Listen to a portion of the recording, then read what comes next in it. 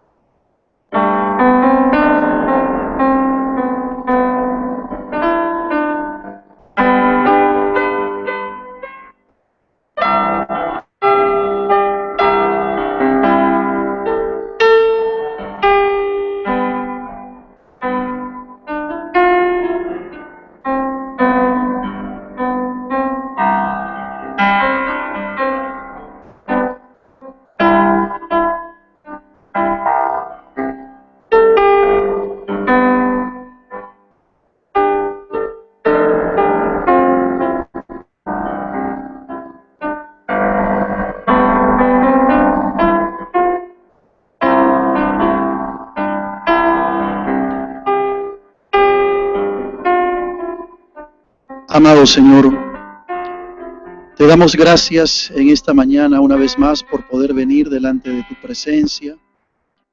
Lo hacemos en los méritos de nuestro Señor Jesucristo, quien nos abrió el camino al Padre, Y lo hacemos, Señor, agradecidos por habernos convocado para adorarte, para exaltar tu nombre, Señor. Gracias porque estamos aquí, por tu infinita misericordia. Y, Señor, queremos presentar nuestras peticiones en esta hora. Y como dice tu palabra, Señor, recordar al salmista David, cuando él decía: yo me alegré con los que me decían, a la casa del Señor iremos. Nuestros pies estuvieron dentro de tus puertas, oh Jerusalén. Jerusalén que se ha edificado como una ciudad que está bien unida entre sí. Y allá subieron las tribus del Señor conforme al testimonio dado a Israel para alabar el nombre del Señor. Y, Señor, tú nos invitas y nos exhortas a pedir por la paz de Jerusalén. Sean prosperados los que te aman, dice tu palabra. Sea la paz dentro de tus muros y el descanso dentro de tus palacios. Señor, y al ver lo que está sucediendo hoy en el Medio Oriente, donde judíos y palestinos están matándose, donde civiles, niños están perdiendo la vida injustamente, Señor, queremos pedirte que tú traigas paz a Israel. Que tú traigas, Señor, la paz que sobrepasa todo entendimiento. Y, Señor, que en estas naciones y grupos que están peleando por un pedazo de tierra, Señor amado, te pedimos que tú te muestres como el Dios soberano en esta nación, en este país.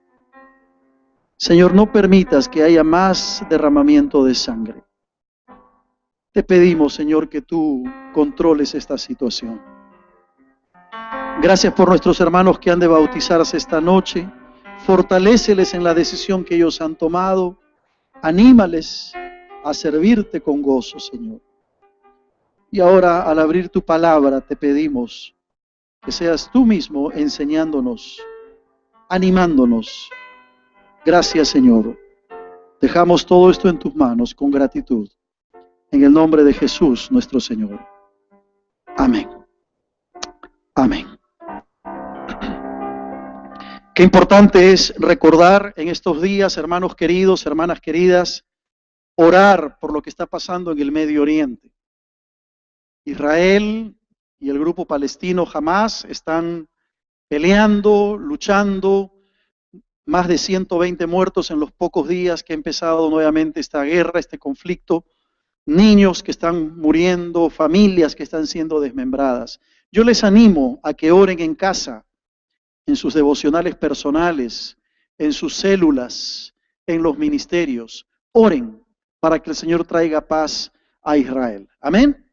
Israel es el reloj de Dios. Tenemos que estar atentos a lo que pasa en el Medio Oriente, porque mucho de implicancias escatológicas hay con lo que sucede en el Medio Oriente siempre en este tiempo.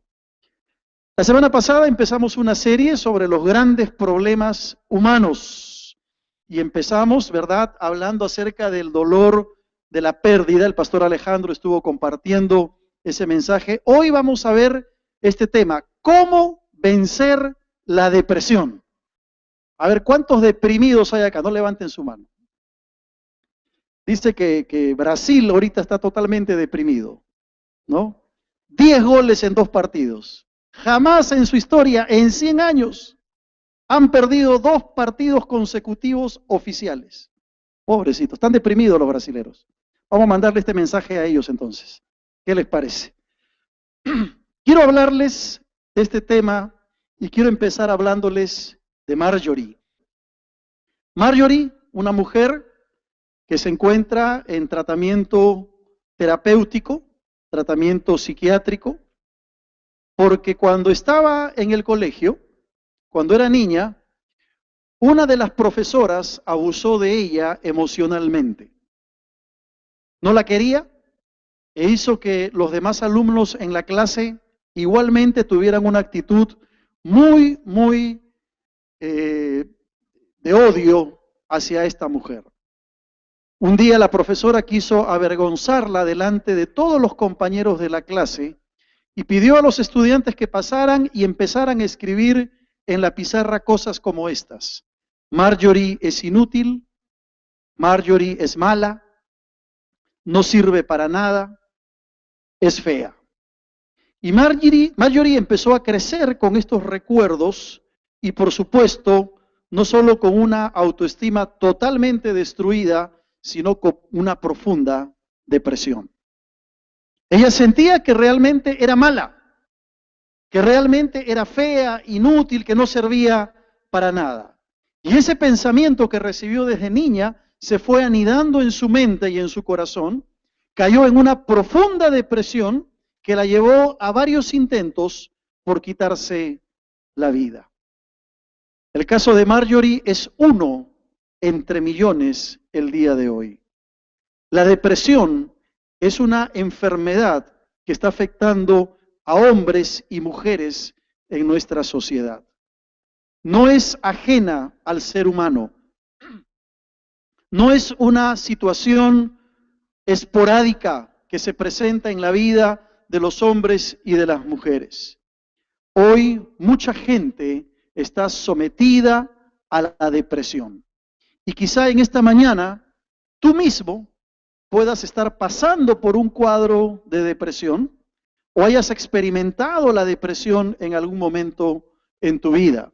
Quizá usted, amigo que nos visita por primera o segunda vez, tendrá que reconocer que en algún momento de su experiencia, si no ahora mismo, ha tenido que enfrentar a esta situación de la depresión. ¿Qué es la depresión? Según la Organización Mundial de la Salud, la depresión es un trastorno mental muy frecuente que está afectando a más de 350 millones de personas en el mundo cada año.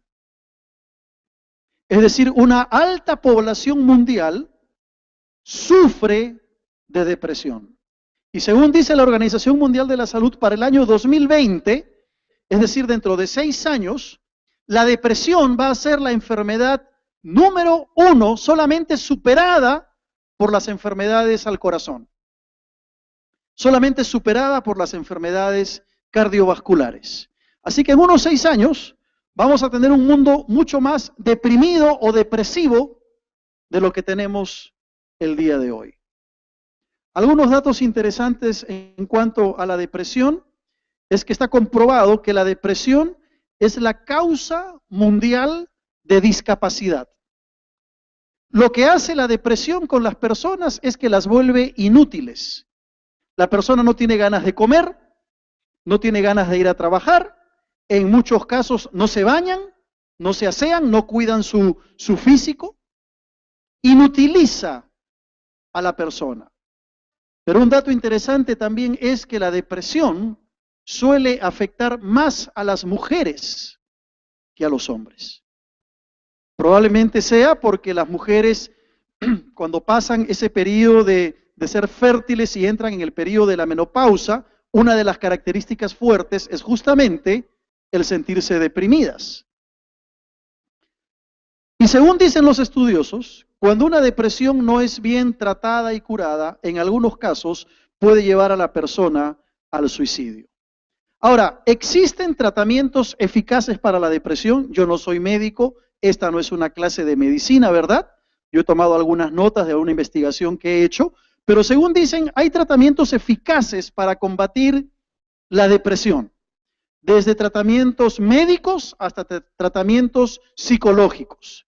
Y todo eso tiene su lugar y es muy cierto. Pero déjame decirte que para que la depresión pueda ser vencida en tu vida, el punto de partida tiene que ser tu vida de dependencia del Señor. Sobre todo tratamiento, sobre toda medicina, cuando tenemos los recursos espirituales que el Señor nos provee, contamos con las herramientas para poder salir airosos en una situación de depresión. La depresión puede tener un origen físico, puede tener un origen emocional, puede tener un origen espiritual. Lo cierto es que se calcula que aproximadamente 1 millón de personas al año en el mundo se suicidan por causa de la depresión. Es una cifra alarmante. Es una cifra que nos asusta al ver cómo tanta gente dar la vida y gozar la plenitud de la vida, llegando a quitarse la vida, suicidarse, en razón de la depresión. Ahora, hay episodios depresivos que son más severos que otros. Existen los episodios leves y moderados.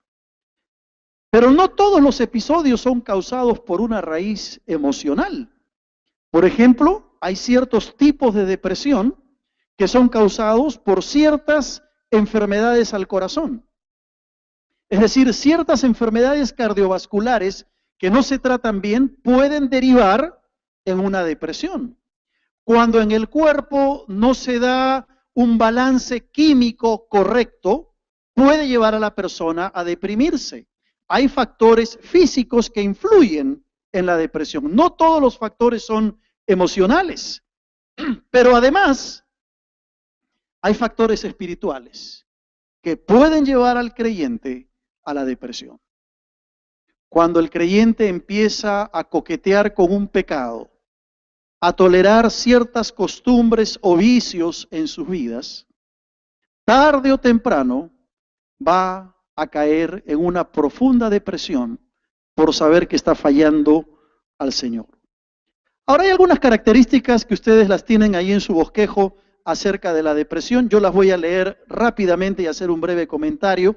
Pero una persona que, por ejemplo, tiene una tristeza permanente, constantemente está triste, puede ser una característica de una persona deprimida. O cuando hay sentimientos pesimistas, sentimientos de desesperanza, cuando la persona no ve nada bueno en el futuro, ¿no? Puede ser una persona que está cayendo en la depresión. También cuando hay mucha ansiedad y mal humor en la vida de la persona, o quizá cuando se producen ciertas alteraciones del pensamiento, cierto razonamiento que lleva a la persona a tomar decisiones equivocadas y se producen estas alteraciones, o el insomnio, ¿no? Cuando la persona no puede dormir, puede ser una característica de la depresión, las alteraciones del comportamiento. Incluso se llega a modificar el apetito. La gente no tiene ganas de comer cuando está deprimida. Y lo que es peor, empiezan a echarse una culpa excesiva. Esto sucede por mi culpa, toda la vida yo tengo la culpa, toda la vida esto sucede porque yo he cometido un error. Y se culpan constantemente de lo que está sucediendo a su alrededor. Hay disminución de la energía. No hay ganas de ir a trabajar, no hay ganas de hacer deporte, no hay ganas de ir a la iglesia, no hay ganas de comer, absolutamente un desgano total. Y como hemos dicho, puede derivar en pensamientos suicidas en la persona, entre otras cosas. Ahora, no estamos diciendo aquí que las personas que tengan alguna de estas características necesariamente están pasando por un cuadro de depresión. ¿A quién no se le ha ido el sueño alguna noche, verdad? No quiere decir por eso que seamos personas depresivas. ¿Quién no ha tenido por ahí una alteración en el apetito o desgano? No quiere decir que estemos pasando por un cuadro de depresión.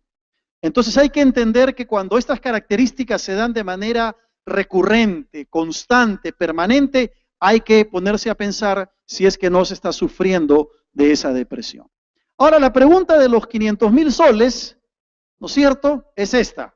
¿Puede un cristiano deprimirse? A veces cuando vemos a un creyente que se ha deprimido, decimos, es que es un creyente que está viviendo en la carne. Y creemos que los creyentes espirituales nunca se deprimen. Y no es cierto. ¿Puede un creyente deprimirse? Claro que sí. Claro que sí. La depresión o la falta de depresión no es sinónimo de carnalidad o de espiritualidad. No tiene nada que ver con la vida espiritual, porque como hemos dicho, puede ser una causa física que te lleva a deprimirte. El creyente puede experimentar la depresión por 3 razones, como hemos señalado.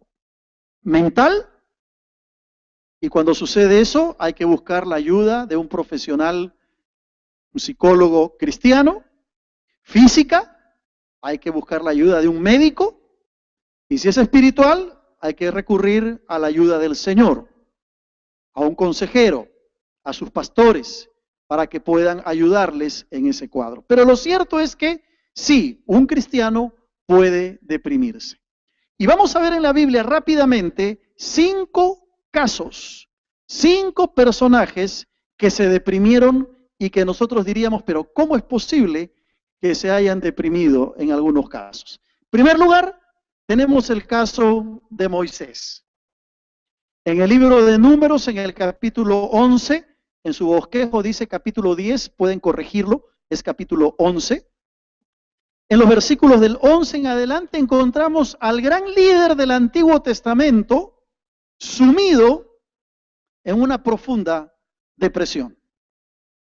Números, cuarto libro de la Biblia, capítulo 11, versículo 11 en adelante. Mira lo que pasaba con Moisés. Moisés dice al Señor en el versículo 11, ¿por qué has hecho mal a tu siervo? ¿Y por qué no he hallado gracia en tus ojos, que has puesto la carga de todo este pueblo sobre mí? ¿Concebí yo a todo este pueblo? ¿Lo engendré yo para que me digas, llévalo en tu seno, como lleva la que cría al que mama a la tierra de la cual juraste a sus padres? ¿De dónde conseguiré yo carne para dar a todo este pueblo? Porque lloran a mí diciendo, danos carne que comamos. No puedo yo solo soportar a todo este pueblo que me es pesado en demasía, dice Moisés. Y si así lo haces tú conmigo, yo te ruego que me des muerte. Si he hallado gracia en tus ojos y que yo no vea mi mal. ¿Qué pasaba con Moisés, el gran líder del Antiguo Testamento?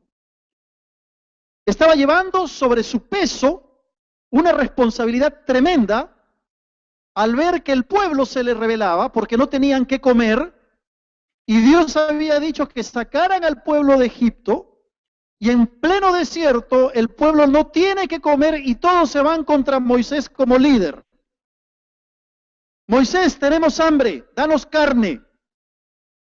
Y Moisés empieza a cansarse por la falta de fe del pueblo. Empieza a agotarse por la desobediencia del pueblo.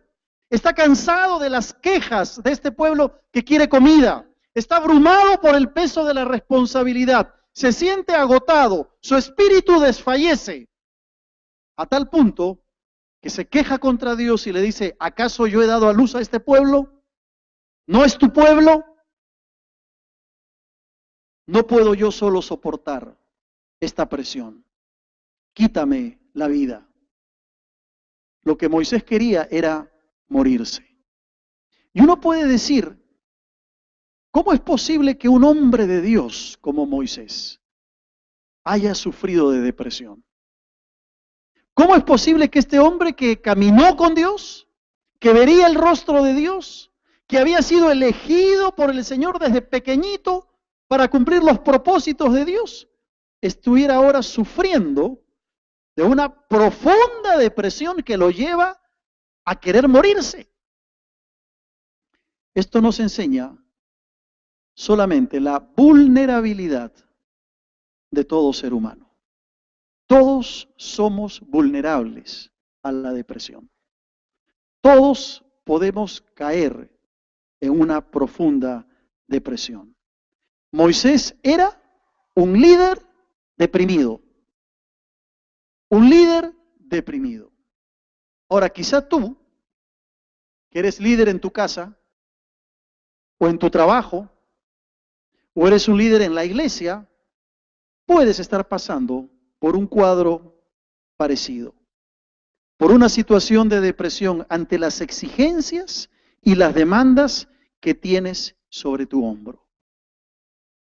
Un líder no está exento de caer en la depresión. Muchas veces la soledad y la presión que recibimos puede llevarnos a sufrir de esta enfermedad. Mira lo que dice en el versículo 15. Si así lo haces tú conmigo, yo te ruego que me des muerte. Este es el primer cuadro de un hombre de Dios, muy espiritual, tiene que enfrentar este cuadro de depresión. En segundo lugar tenemos a Ana, una mujer muy valiosa en la Biblia. En Primera de Samuel, en el capítulo 1, encontramos la historia de esta mujer. Dice la Biblia que había un hombre que se llamaba Elcana, que tenía dos mujeres, Penina y Ana. Y Penina le había dado hijos a Elcana. Tenía muchos hijos. Pero Ana no podía salir embarazada. Y esa frustración que ella tenía por no poder tener hijos, la llevó a una depresión, a un llanto, a una amargura de corazón. Y no era solamente por el hecho de que no podía tener hijos, sino que además de eso, Penina, su rival, se burlaba de ella. Mira lo que dice el versículo 6 de Primera de Samuel capítulo 1. Dice que su rival, o sea Penina, la irritaba, enojándola y entristeciéndola porque el Señor no le había concedido tener hijos.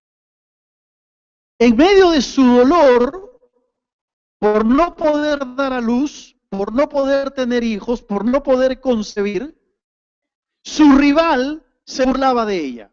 Y eso hacía que Ana estuviese sumida en una profunda depresión. Mire el versículo 15. Ana le responde a Elí y le dice, no, Señor mío, yo soy una mujer atribulada de espíritu. ¿Sabes qué significa atribulada de espíritu? Deprimida. Soy una mujer que está en una profunda depresión. Y dice, no he bebido vino ni sidra, sino que he derramado mi alma delante del Señor.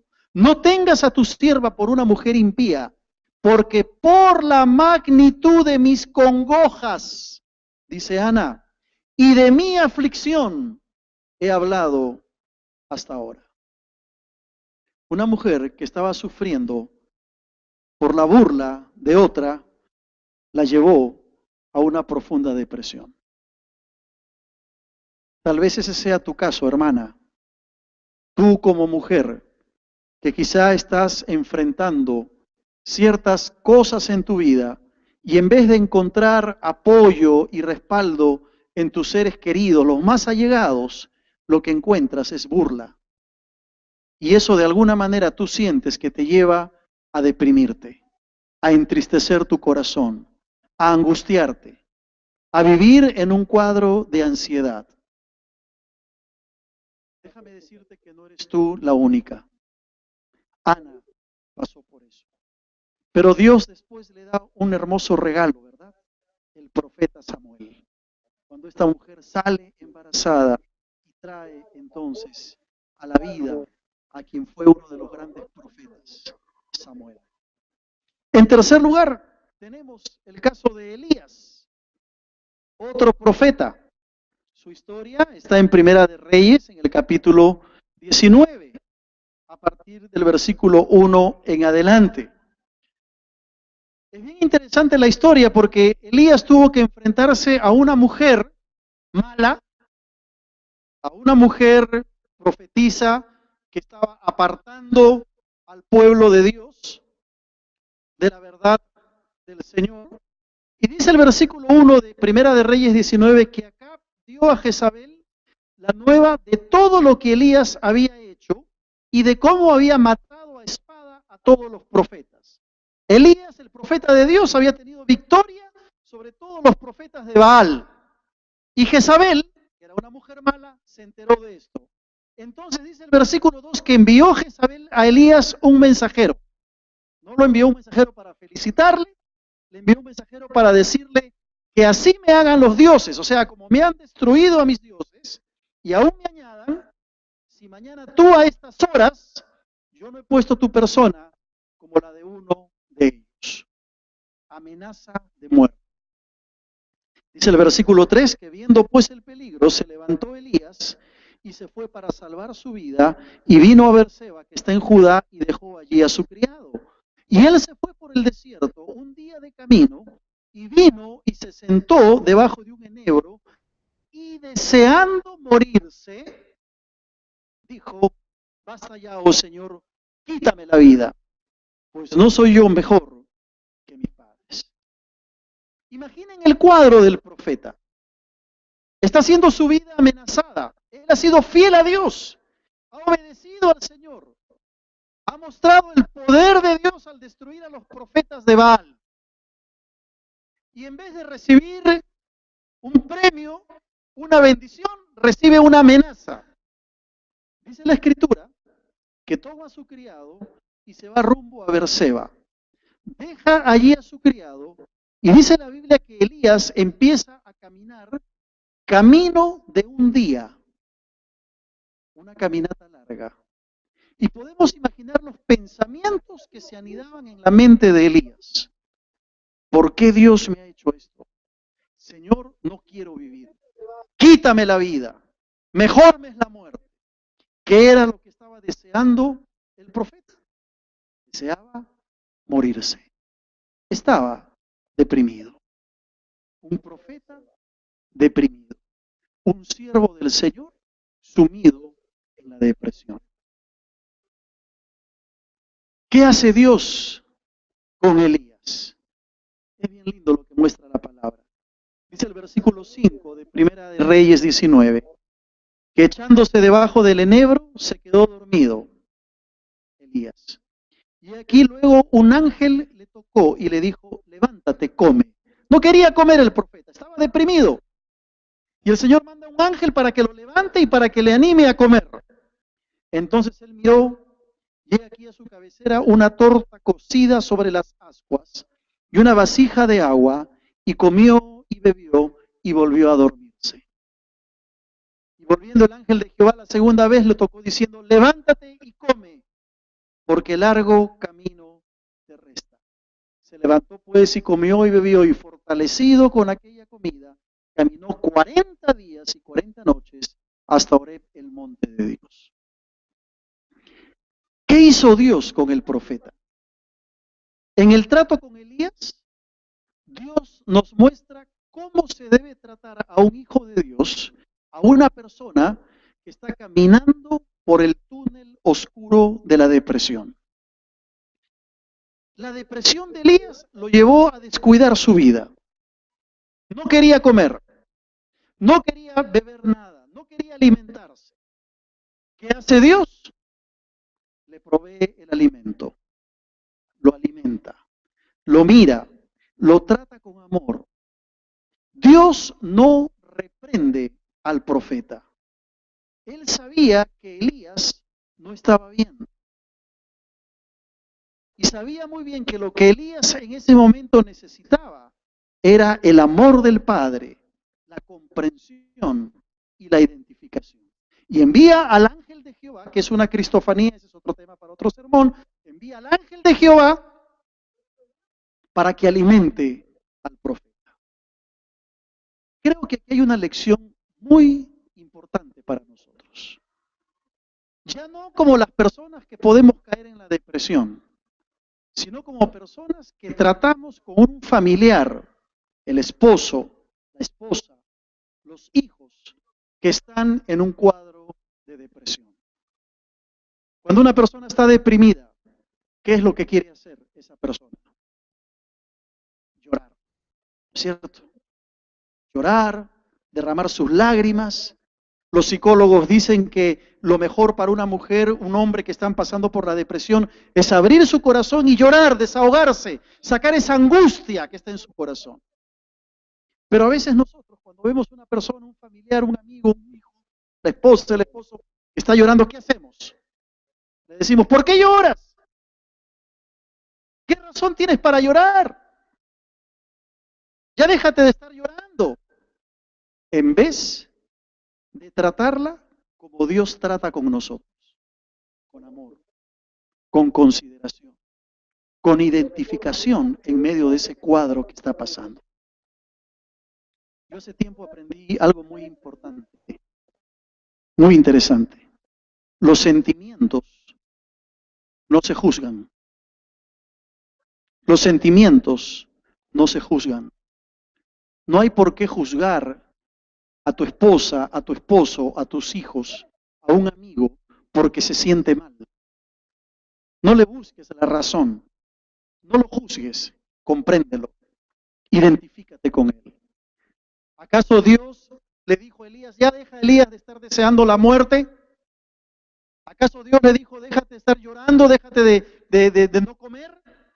No, Dios trató con él, con amor, y le proveyó el alimento. Y lo más hermoso, según dice el versículo 15, Dios le renovó la confianza al profeta, a tal punto que el profeta pudo salir, dice la Escritura, por su camino e ir a cumplir la misión que Dios le había establecido, que era ungir a Hazael, el rey de Siria.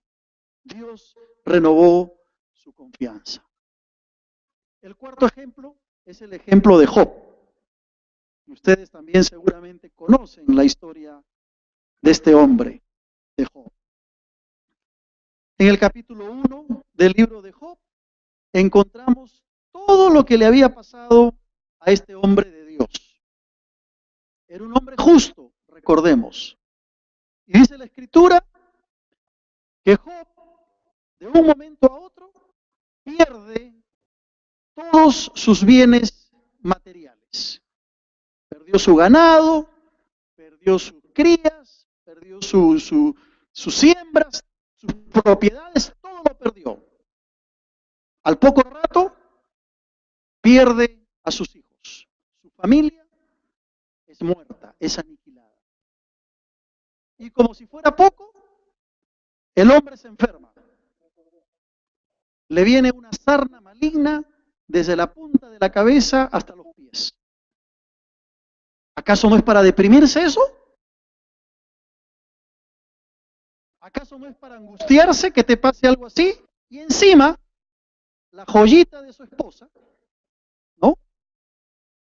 Le dice, maldice a Dios y muérete. Pobre Job. Eso sí es para deprimirse. ¿Te imaginas si en un día a ti te pasara algo así? Entran a tu casa y te roban lo poco o mucho que tienes. Pasa algo triste con tu familia y encima te descubren una enfermedad. ¿No es acaso un cuadro como para deprimirse? ¿Cómo reaccionarías? Sin duda, yo me deprimiría, pero hay una diferencia. Job no solamente se deprimió, sino que él reaccionó mal contra Dios. Mira el capítulo 3 de Job. Job se va a quejar terriblemente contra Dios por los problemas que él tenía. Y va a maldecir el día que nació. Dice el capítulo 3, voy a leer algunos versículos de ese capítulo. Dice, después de esto, o sea, después de todo lo que le pasó, abrió Job su boca y maldijo su día. Y dijo, perezca el día en que yo nací, y la noche en que se dijo, varón es concebido. Sea aquel día sombrío, y no cuide de él Dios desde arriba, ni claridad sobre él resplandezca. Aféenlo tinieblas y sombra de muerte, repose sobre él nublado, que lo haga horrible como día caliginoso. Y luego en el versículo 11, Job va a exclamar diciendo, ¿por qué no morí yo en la matriz? ¿O expiré al salir del vientre? ¿Por qué me recibieron las rodillas y a qué los pechos para que mamase? Pues ahora estaría yo muerto y reposaría, dormiría y estaría, y entonces tendría descanso. Mira lo que dice en el versículo 16. ¿Por qué no fui escondido como abortivo? Qué fuerte, ¿no? Como los pequeñitos que nunca vieron luz. Job se enojó contra Dios en medio de su depresión. Maldijo el día en que nació. y estaba maldiciendo a Dios, porque Dios es soberano. Job empezó a sufrir de insomnio. Dice la Biblia que no podía pegar los ojos. Empezó a vivir un pesimismo extremo. Sentía que para él no había esperanza en la vida y que lo que mejor podía pasarle era morirse. En el capítulo 7, versículo 15, va a decir Job: y así mi alma tuvo por mejor la estrangulación y quiso la muerte más que mis huesos. Abomino de mi vida, no he de vivir para siempre, déjame pues porque mis días son vanidad. La experiencia de Job lo llevó a una depresión profunda. Y el último ejemplo que tenemos es el ejemplo de nuestro querido amigo Jonás, ¿no? Hemos hablado de Jonás hace unas cuantas semanas. Ustedes conocen la historia. Jonás desobedece, en vez de ir a Nínive a predicar, decide irse al otro extremo, hacia Tarsis. Él pensaba que Dios iba a perdonar de sus pecados a Nínive, y así lo hace Dios. Pero por esa razón Jonás decide no cumplir el mandato del Señor, no obedecer. Dios salva a Nínive, y en el versículo 4 encontramos que dice: Jonás se apesadumbró en extremo y se enojó. ¿Sabes qué significa eso de apesadumbrarse en extremo? Se deprimió. Jonasito se deprimió porque Dios hizo su voluntad. Oró al Señor, dijo: Señor, ¿no es esto lo que yo decía? ¿No tenía razón que tú de todas maneras ibas a salvar a los de Nínive? Por eso me fui huyendo a Tarsis. Ahora, Señor, dice en el versículo 3, te ruego que me quites la vida, porque mejor me es la muerte que la vida. Jonás también entró en un cuadro de depresión, por razones distintas a los demás, pero también entró en esta situación. Ahora, la pregunta que todos nos estamos haciendo, ¿verdad?, es ¿cómo vencer la depresión? Aquí está la parte buena. Aquí está la parte que nos presenta la solución al problema. Aquí encontramos la respuesta del Señor. En el caso de Moisés, por ejemplo, lo que encontramos es que Moisés entendió la provisión de Dios para su vida. Entendió la provisión de Dios para su vida. Y no estoy hablando de provisión material ni de provisión económica. Estoy hablando de la provisión de Dios a través de otras personas. El libro de Números nos va a decir que Dios le dijo a Moisés: no te preocupes, Moisés. Voy a llamar 70 hombres que son los que te van a ayudar a llevar esta carga. Son los hombres que te van a ayudar para que tu liderazgo no sea un liderazgo sobrepesado sobre tus hombros. Voy a nombrar gente que te va a ayudar. Dios, en medio de la depresión de Moisés, soluciona el problema proveyéndole hombres que sean de apoyo para él. Y esto nos enseña algo, que cuando tú estás deprimido, no estás solo. Primeramente, Dios está contigo, pero tú tienes que entender que Dios te provee de personas a tu alrededor para ayudarte a salir de tu depresión. Tu esposo, tu esposa, tus consejeros, tus tutores de célula, tus pastores.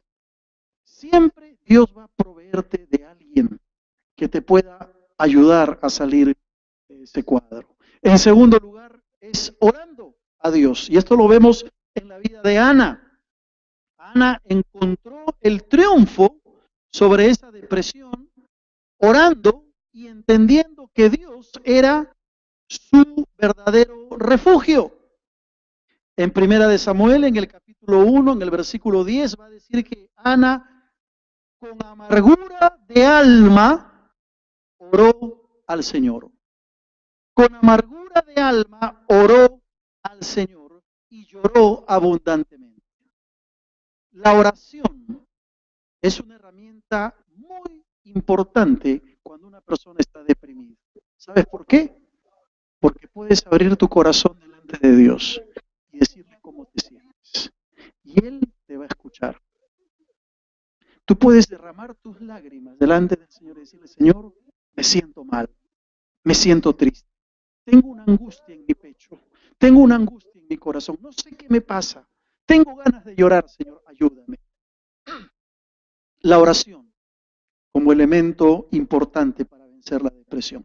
En tercer lugar, es esperando en Dios. Esperando en Dios. Elías sale de su depresión cuando espera en el Señor. Él declara su confianza en Dios. Dios está allí para ayudarle, para proveerle, para sostenerle, para escucharle, para darle el alimento que necesitaba el profeta.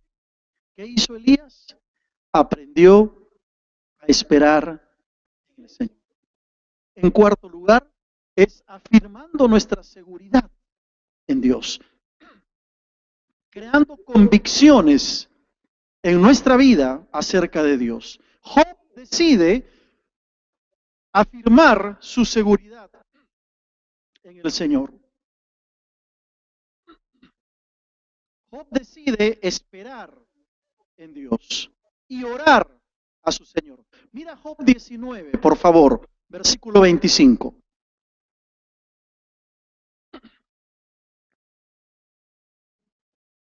Job capítulo 19.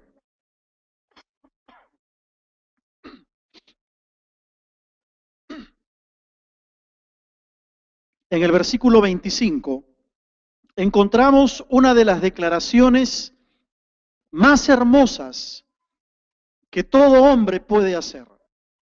Ese Job que se había quejado contra Dios, que había maldecido el nombre del Señor, en el capítulo 19, en el versículo 25 va a decir, yo sé que mi Redentor vive y al fin se levantará sobre el polvo y después de deshecha esta mi piel, en mi carne he de ver a Dios, al cual veré por mí mismo y mis ojos lo verán y no otro, aunque mi corazón desfallece dentro de mí.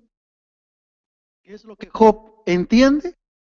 Que Dios es un Dios soberano y que tiene que afirmar su seguridad en Él, seguridad en quien ha creído, que Dios tiene control de su vida. Y en medio de su depresión, Él puede decir, yo sé que mi Redentor vive. Gloria al Señor. Eso lo puede hacer solamente la persona que aunque esté pasando por un problema emocional difícil, ha afirmado su seguridad en Dios. Y finalmente Jonás nos enseña que hay que someternos a la soberanía de Dios. A Jonás no le quedó otra más que esperar y confiar en la soberanía de Dios. Es interesante que en todos estos ejemplos que hemos dado, en todas las veces en que un hombre en la Biblia o una mujer sufre de depresión, la forma como vence la depresión es esperando en Dios y confiando en el Señor. Esperando en Dios y confiando en el Señor. Ahora, hermano, aún en los casos, escúchame bien, aún en los casos donde la depresión requiera de medicamentos, aún en los casos donde la depresión requiera de la ayuda de un psicólogo cristiano, nunca podremos vencer la depresión si no aprendemos a confiar y a esperar en el Señor. La medicina será de ayuda. El tratamiento psicológico por un psicólogo cristiano será valioso. Pero la clave, el primer paso, está cuando tú entiendes que tienes que esperar en la soberanía de Dios y confiar como un niño plenamente en tu Señor. Allí empieza el cambio y la victoria en este cuadro. Hay que entender que Dios es un Dios soberano y que Él tiene control de cada una de nuestras vidas. Hay que comprender que ni un cabello de nuestra cabeza escapa al conocimiento de Dios. Dios es bueno.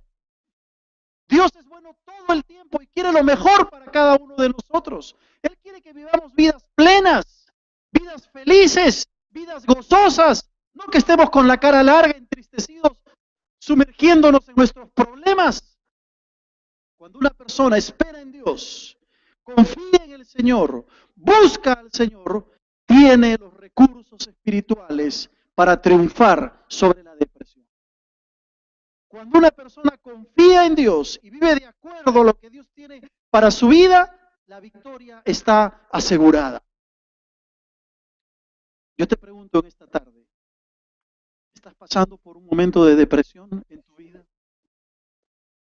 ¿Estás sumido en la depresión? ¿Te sientes esclavo de ese estado que no te deja ser feliz, que no te deja disfrutar la vida? Si no has entregado tu vida a Cristo, hoy puedes hacerlo. Tal vez nos estás visitando por primera o segunda vez y te sientes que estás viviendo una situación así. Déjame decirte que si tú entregas tu vida a Cristo, estarás dando el primer paso para vencer la depresión. ¿Qué nos dice la palabra del Señor en Juan 10:10? El ladrón no viene sino para matar, hurtar y destruir. Yo he venido para que tengan vida y una vida deprimida. Así dice el Señor. Una vida abundante, una vida en abundancia. Eso es lo que Dios quiere de nosotros. No caigas a creerle al diablo, en la mentira del diablo. No caigas en lo que el diablo te dice, porque el diablo lo que quiere es matar, hurtar y destruirte. Créele a Cristo que te ofrece la vida abundante. Créele al Señor que había muerto en la cruz por ti para darte una vida plena. Ahora, no quiere decir que no vas a tener problemas. Ojo, el cristiano tiene problemas. No te estoy ofreciendo un camino de rosas, pero sí tendrás los recursos de Dios para vivir una vida en plenitud, una vida feliz y una vida gozosa. ¿Lo crees? Termino con lo que Pablo le dice a los hermanos en Filipos, en el capítulo 4. Lo tienes ahí en tu bosquejo. Por lo demás, hermanos, todo lo que es verdadero, todo lo honesto, todo lo que es justo, todo lo puro, todo lo amable, todo lo que es de buen nombre, si hay virtud alguna, si algo digno de alabanza, ¿qué cosa? En esto pensad. Las grandes victorias espirituales se consiguen en la esfera de la mente. Pablo va a decir, transformaos por medio de la renovación de vuestro entendimiento. Si tú te la vas a pasar pensando todo el día, ay, qué triste mi vida, no me alcanza la plata para pagar mis cuentas, estoy enfermo o estoy enferma, ay, mis hijos que se portan así, ay, mi suegra, ay, que llovió, ay, que salió el sol. Te aseguro que rapidito vas a terminar con depresión. ¿Qué nos dice la palabra? Piensa lo que es bueno. Piensa lo honesto, lo verdadero, lo puro, lo justo, lo amable, lo que es de buen nombre. En tu mente vas a lograr una victoria espiritual. Dios hace su parte, tú tienes que hacer la tuya. Tú necesitas del Señor. Todo empieza esperando y confiando en Dios. Te pregunto, ¿quieres entregarle tu vida a Cristo por primera vez? ¿Quieres tener victoria sobre la tristeza, la depresión, la angustia, la ansiedad, que no te deja dormir, que te persiguen? Da el primer paso. Ven a Cristo. Entrégale tu vida al Señor hoy y verás cómo el Señor empieza a hacer una obra maravillosa en ti. Y si tú eres creyente y conoces a Cristo, aprende a depender de Él. Aprende a dejar en sus manos tus problemas emocionales. Si hay que buscar ayuda profesional, hay que hacerlo. Si hay que ir donde un médico, hay que hacerlo. Pero siempre el punto de partida será nuestra confianza y dependencia del Señor. Amén. Que el Señor nos ayude. Vamos a orar. Inclinemos el rostro. porque en Cristo tenemos victoria. En Él somos más que vencedores. Inclinemos el rostro para tener un momento de oración.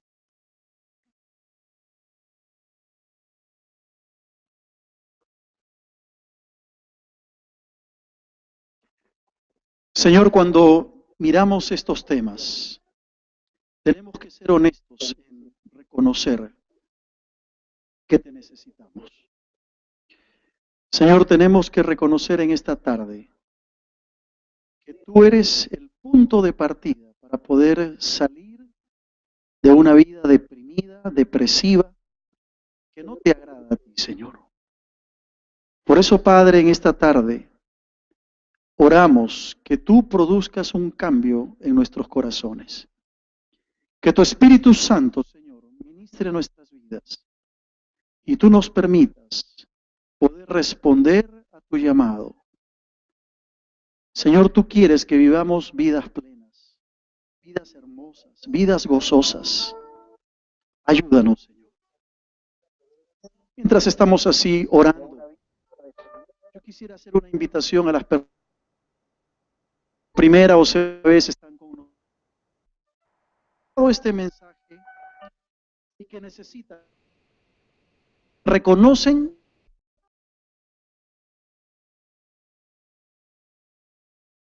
y que ha extendido su brazo de amor para con cada uno de nosotros.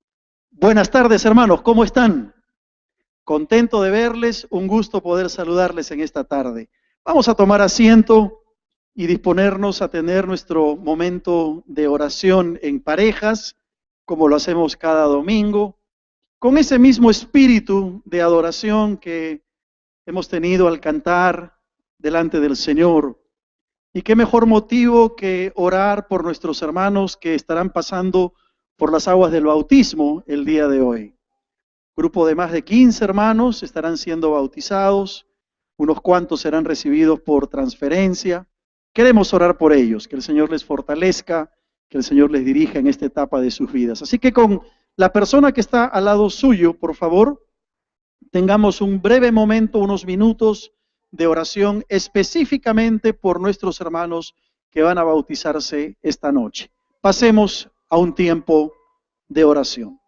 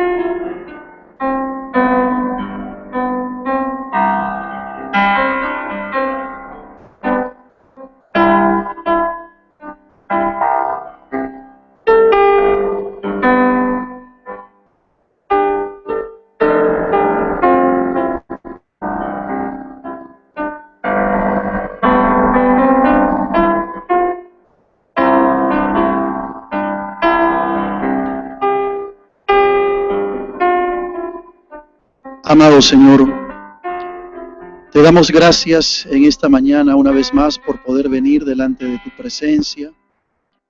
Lo hacemos en los méritos de nuestro Señor Jesucristo, quien nos abrió el camino al Padre. Y lo hacemos, Señor, agradecidos por habernos convocado para adorarte, para exaltar tu nombre, Señor. Gracias porque estamos aquí por tu infinita misericordia. Y Señor, queremos presentar nuestras peticiones en esta hora. Y como dice tu palabra, Señor, recordar al salmista David, cuando él decía, yo me alegré con los que me decían, a la casa del Señor iremos. Nuestros pies estuvieron dentro de tus puertas, oh Jerusalén. Jerusalén que se ha edificado como una ciudad que está bien unida entre sí. Y allá subieron las tribus del Señor conforme al testimonio dado a Israel para alabar el nombre del Señor. Y Señor, tú nos invitas y nos exhortas a pedir por la paz de Jerusalén. Sean prosperados los que te aman, dice tu palabra. Sea la paz dentro de tus muros y el descanso dentro de tus palacios.